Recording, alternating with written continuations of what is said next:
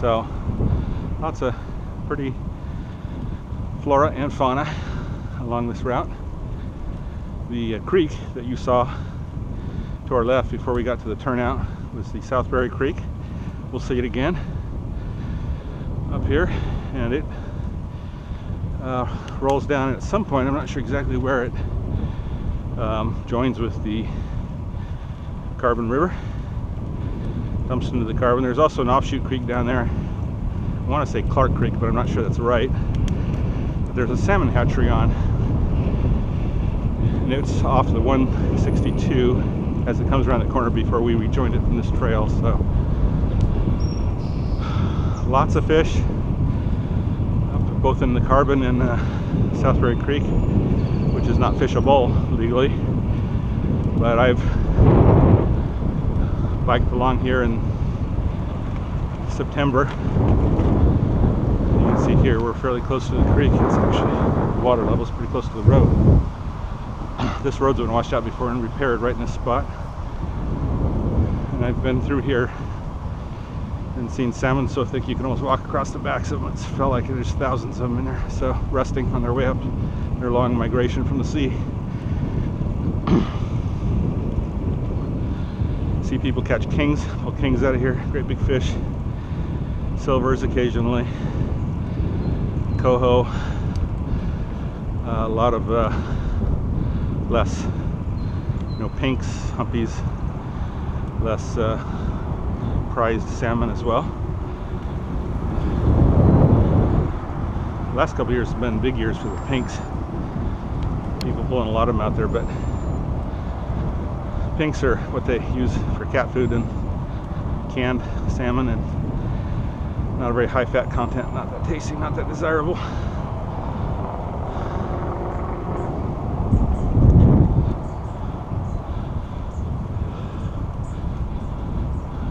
Entering a little bit of a grade here. This is a nice downhill on the way back, but on the uphill it makes you a little sweaty.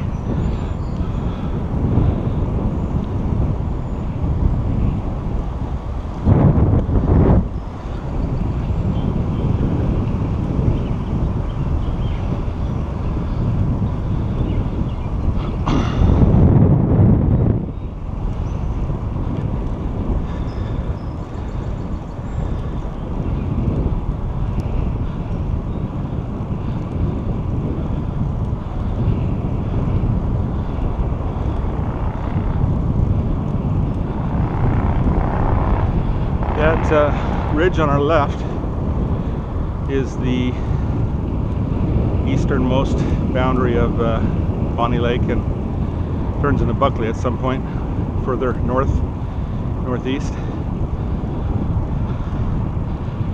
There is a road that goes up the back of it, which is an alternative access before you get to the highway, which you can do.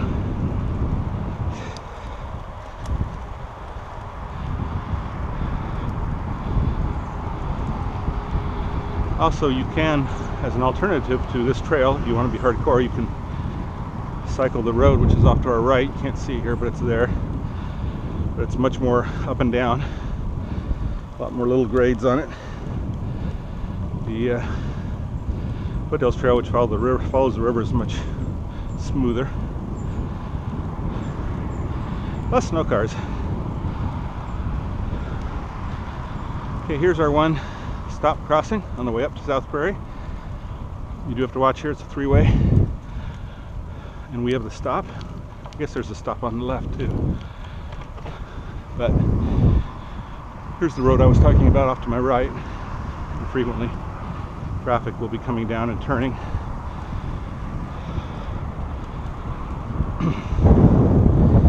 Now that's the end of our second worst grade there on the route, so pretty flat from here on out.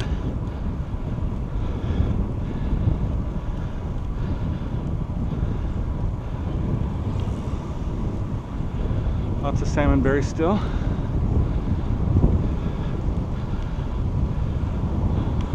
And you can hear the creek again, right there. It's muddy right now, it must be glacier melt. So the glaciers scour,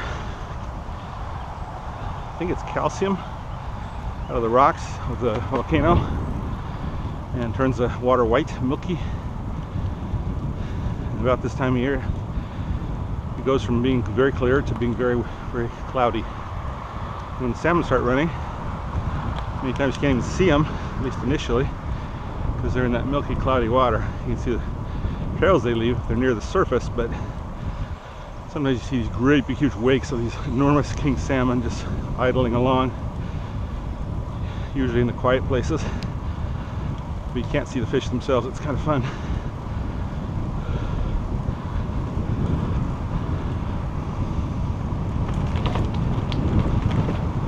Oh, somebody dropped their light right there. I'm going to go and pick it up because I often have dropped mine before and lost it. It's a good way to get new equipment. And I actually need a new tail light. I wonder if it was that guy that was in front of me.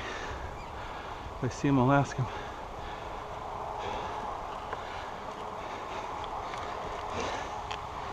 Nice. Still working too. Huh. Cool. That's a fortuitous moment. I usually am the one who loses the equipment, not finds it. I did find a $5 bill on this route once. But this is actually better, because this is probably worth more than $5.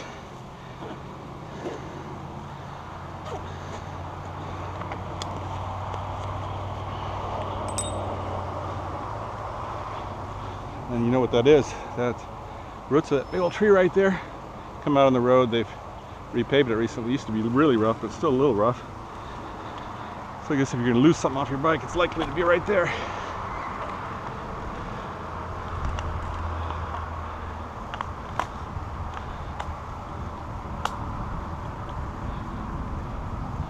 I'll look if I see that guy again, see if he's got a missing tail light.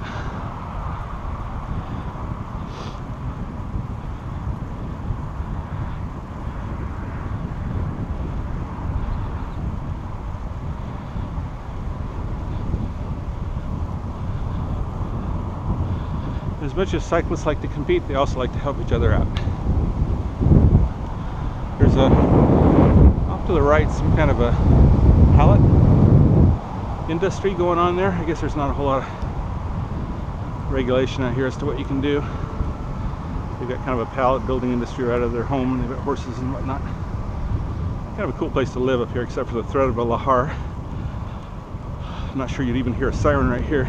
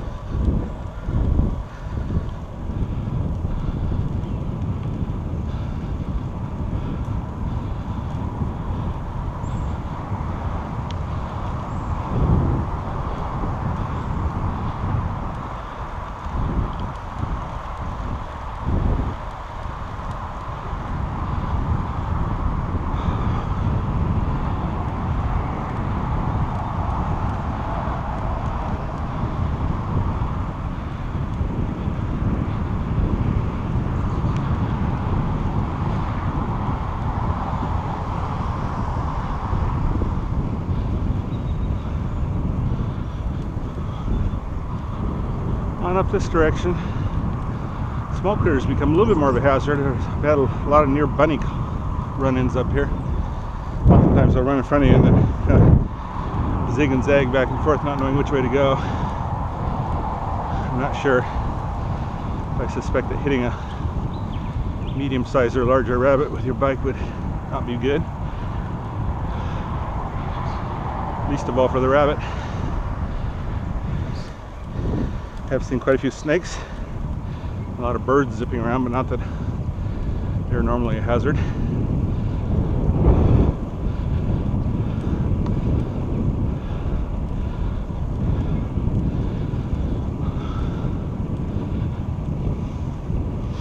Once we get up to the next little town, South Prairie, there's a couple nice coffee places. One newish one right on the trail called Trailside Espresso, which is my favorite. Not newish, but newer than the other one in town. And the gentleman who owns it is one of those fishing boat owner-operators that you watch the extreme dangerous fishing shows about up in the waters off Alaska during the summer, I guess, and then he goes, I think, the rest of the season out by Norway somewhere. And he's got a little shack up here with a freezer in it where he occasionally sells salmon, halibut, crab, king crab legs, stuff like that out of the shack. Nice guy. He also does a salmon bake every year as a fundraiser for the committee that runs the Foothills Trail. So you ride and eat a salmon bake. It's kind of nice. Donation, suggested donation amount or something for that. I think he provides the salmon. Good promotion for his coffee business. They make good coffee. I usually stop there as my reward at the end of this trip up. Recharge for the trip down. So now we're in the open prairie. That's South Prairie. A lot of farmlands. We do a lot of hay out here, stuff like that. Nice barns you can see. It's kind of quaint little town. Oh, I forgot to point out the apple tree to you. I was going to do that. I'll show you some of their apple trees up here on the left. The one I was going to point out was on the right as we were coming up that grade, kind of on that hill.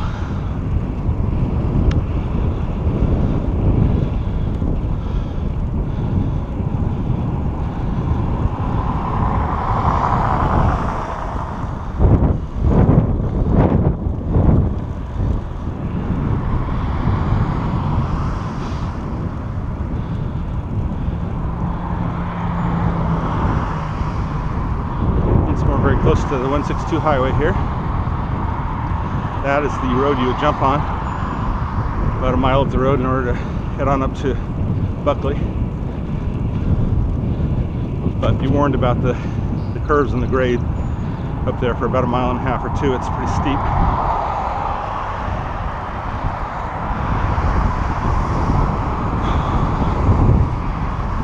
They've talked about extending this trail up here, but it ends, there's a bridge over the South Prairie Creek that's now closed off, and beyond that it goes through a mobile home development of some sort. And apparently they haven't been able to get a right-of-way in order to cut through that development.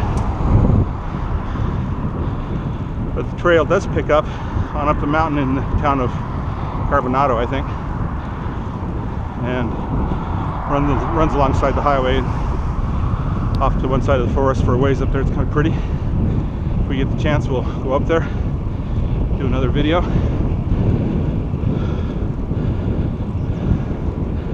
You could ride your bike up there across surface streets, but really nasty climb up there. I've done that once.